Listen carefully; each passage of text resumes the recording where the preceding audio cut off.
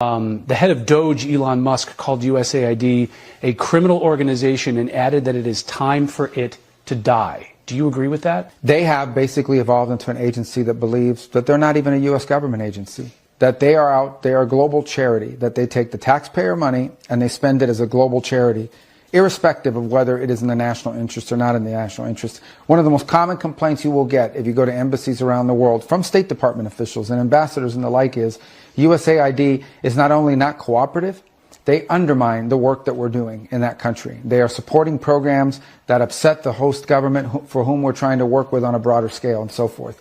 So they're completely unresponsive. They just don't consider that they work for the U.S. They just think they're a global entity and that their master is the globe and not the United States. And that's not what the statute says, and that's not sustainable. Can it be reformed or does it need to die? Well, that was always the goal, was to reform it. But now we have rank insubordination.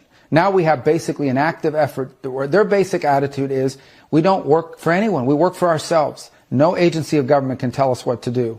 So the president made me the acting administrator. I've delegated that power to someone who's there full time, and we're going to go through the same process at USAID as we're going through now at the State Department. I think there are some, this is not about getting rid of foreign aid. There are things that we do through USAID that we should continue to do that makes sense. And we'll have to decide, is that better through the State Department or is that better through something, a reformed USAID? That's the process we're working through. There are things that are happening at USAID that we should not be involved in funding, or that we have a lot of questions about. But they're completely uncooperative. So we had no choice but to take dramatic steps to bring this thing under